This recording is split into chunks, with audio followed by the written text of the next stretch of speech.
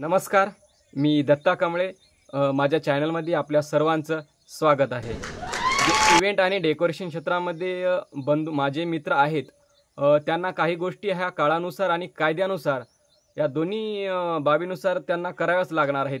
काही आपल्याला डॉक्युमेंट्स आणि इतर काही गोष्टी आपलं व्यवसायाचं अट्रॅक्शन वाढवण्यासाठी कराव्या लागतील. ते पुढीलप्रमाणे आपण जाणून घेऊया.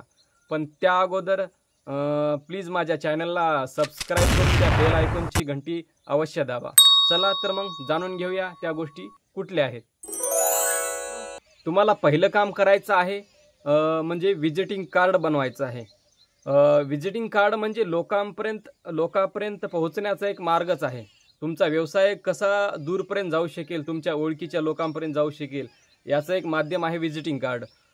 प्रत्येक तुमचे पाहुणे असो, मित्र असो, अजून तुमच्या रिलेटेड कोणी पण तुमच्या गावातील शहरातील दुकानदार वगैरे असो, त्यांच्या दुकानावर किंवा तुमच्या मित्रांना किंवा प्रत्येक इतर ठिकाणी, सर्व ठिकाणी तुम्ही विजिटिंग कार्ड त्यांना द्या अवश्य. कारण ते विजिटिंग कार्ड तुम्ही दिल्यास तुम्हाला एक फायदाच होईल पुढे चालून. जेव्हा कुणाला आठवणील डेकोरेशन वगैरे करायचं असेल, इतर कोणता कार्यक्रम असेल डेकोरेशन इव्हेंट रिलेटेड, तर तुम्हाला नक्कीच ते विजिटिंग कार्ड तुम्ही दिल्यामुळे त्यांच्या लक्षात राहील की आपल्याकडे एक विजिटिंग कार्ड आहे. त्यामुळं ते त्या विजिटिंग कार्ड मार्फत तुम्हाला ते अवश्य कॉन्टॅक्ट करतील. काम करायचं आहे तुम्हाला मित्रांनो, लोगो. सध्या डिजिटल माध्यमाद्वारे इंस्टाग्राम असो, व्हॉट्सअप असो, यूट्यूबर असो, किंवा तुम्ही जे या सोशल मीडियावर तुमचे जे व्हिडिओ पोस्ट करता तुम्ही केलेल्या इव्हेंट आणि डेकोरेशनचे, त्या व्हिडिओ आणि फोटोमध्ये तुमचा लोगो अवश्य वापरा मित्रांनो. त्याच्यामुळं तुमच्या व्यवसायाला एक डिजिटलपणा येऊ शकतो किंवा लोकांना पण बघण्याला एक चांगलं वाटते लोगो वगैरे वापरल्याने. तुमचा व्यवसाय पण एक ऑफिशियल टाईप असा वाटतो. त्यामुळे एक लोगो अवश्य, एक चांगला लोगो तुम्ही अवश्य बनवून घ्या. सध्या लोगो वगैरे इंस्टाग्रामवर भरपूर आहेत. इंस्टाग्राम वापरणारे भरपूर आहेत.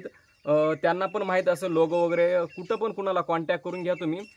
50, 100, 150 या रुपयामध्ये तुम्हाला कोणी पण लोगो बनवून देईल मित्रांनो. तिसरं काम करायचं आहे मित्रांनो तुम्हाला.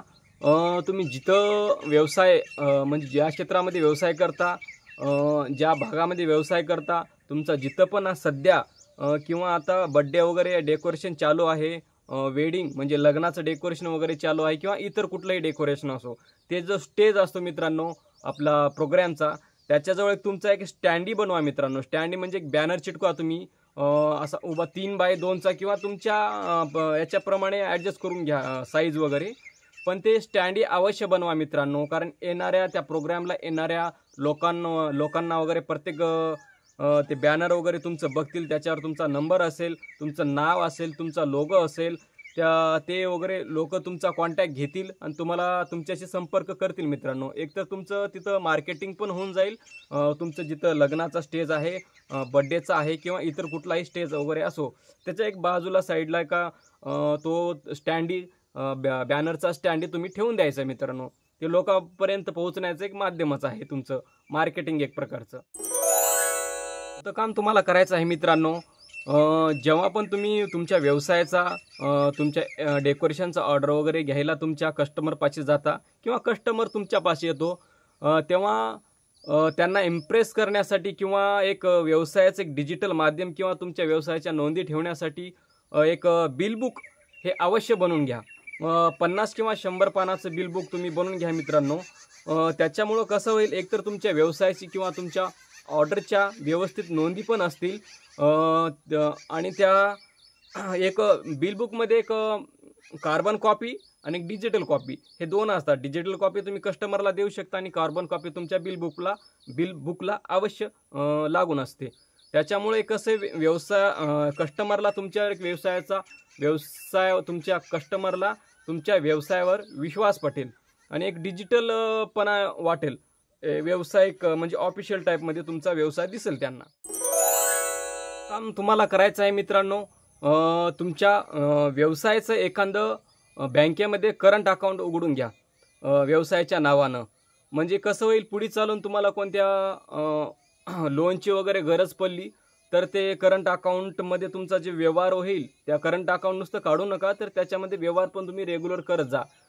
करंट अकाउंटला कुठलेही चार्जेस नसतात मित्रांनो, किंवा त्याच्यावर कुठलेही तुम्हाला बँक हे व्याज देत नाही किंवा तुमच्याकडून घेत पण नाही. करंट अकाउंट स्पेशल हा व्यवहारासाठी असतो आणि त्याच्यामध्ये तुम्हाला एक खुली छूट दिलेली असते व्यवहारामध्ये, की तुम्हाला अनलिमिटेड तुम्ही ट्रान्झॅक्शन त्या करंट अकाउंटच्या माध्यमातून करू शकता, जे की आपल्या व्यवसायाला गरजेचं आहे. त्यामुळे एक इव्हेंट आणि डेकोरेशन वाल्यानंतर नक्कीच एक करंट अकाउंट बँकेमध्ये आहे. ते म्हणजे ITR. हा मित्रांनो, आपण व्यवसाय करतो महाराष्ट्रामध्ये, भारतामध्ये, किंवा त्या व्यवसायाची शासनापाशी आपली एक नोंद असते. आपण जे व्यवसाय करतो, एक आपण व्यवसायाच्या माध्यमातून शासनाला एक कर म्हणजे ITR भरलं म्हणजे तुम्हाला शासनाला तुमच्या व्यवसायाचा कर जातो मित्रांनो. त्या ITR भरण्याचा फायदा मित्रांनो तुम्हाला पुढे चालून लोन घेण्यासाठी नक्कीच होतो. लोन घेण्यासाठी कंपल्सरी तुम्हाला ITR किंवा GST लागतो मित्रांनो.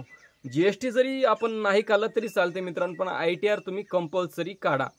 कारण बँकेमध्ये तुम्ही लोनसाठी गेल्यावर तुम्हाला ITR हे 2 वर्षाचा ITR हे कंपल्सरी लागणार आहे. तो व्यवसाय कुठलाही असो, त्यामुळे ITR तुम्ही नक्कीच काढा. ते म्हणजे सर्वात महत्त्वाचं काम म्हणजे आपल्या व्यवसायाचं एक लायसन म्हणजे शॉप ॲक्ट तुम्ही नक्कीच लायसन काढून घ्या मित्रांनो. कारण ते शासन दप्तरी तुमच्या व्यवसायाची एक प्रकारची नोंद असते. पुढे चालून व्यवसायाला तुमच्या कुठली अडचण वगैरे आली तर ते लायसन तुम्हाला लागणारच आहे. कुठलं पण बँकेचं लोन असो किंवा इतर गोष्टी, लायसन हे तुम्ही व्यवसाय करताय महाराष्ट्रामध्ये, भारतामध्ये, त्यामुळं लीगली कायदेशीररित्या ते व्यवसाय आहे का किंवा कसं आहे हे त्या लायसन मार्फत शासनाला तुम्ही दाखवू शकता, किंवा इतर लोकांना पण आपण कायदेशीररित्या एक लायसन काढून व्यवसाय करतोय हे दाखवू शकता तुम्ही. काम करायचं आहे मित्रांनो तुम्हाला उद्यम आधार. उद्यम आधार हे पण तुम्हाला लोनसाठी बँकेमध्ये तुम्ही जेव्हा लोन मागायला जाता तर उद्यम आधार हे तुम्हाला लागतेच. त्याला उद्यम आधार किंवा उद्योग आधार दोन्हीपैकी एक आलं तरी चालते मित्रांनो. हे डॉक्युमेंट तुम्ही अवश्य काढा, तुम्हाला पुढे चालून लोनसाठी खूप फायद्याचं ठरणार आहे. तुम्हाला करायचं आहे मित्रांनो एक स्टॅम्प. तुमच्या व्यवसायाच्या नावानं नक्कीच एक स्टॅम्प बनवून घ्या, कारण तुम्हाला बिल बुकवर सुद्धा स्टॅम्प लागतो मित्रांनो. जेव्हा तुम्ही कस्टमरला तुमच्या ऑर्डरचा वगैरे बिल देता, त्या बिलवर तुमचा स्टॅम्प मारा मित्रांनो. स्टॅम्प मारूनच त्यांना बिल देत जा, एकतर तुम्हाला ऑफिशियल पण वाटते. आणि बँकेमध्ये जेव्हा तुम्ही करंट अकाउंट काढता मित्रांनो, त्यासाठी तुम्हाला स्टॅम्प हे कंपल्सरी लागणारच आहे. व्यवसायासाठी जे करंट अकाउंट तुम्ही काढणार आहात त्यासाठी कंपल्सरी स्टॅम्प आहे मित्रांनो. आणि पुढे चालून लोन वगैरे घ्यायचं असेल तर त्यासाठी तुम्हाला स्टॅम्पची गरज भासणारच आहे. त्यासाठी एक स्टॅम्प तुम्ही नक्कीच काढून घ्या तुमच्या व्यवसायाच्या नावानं.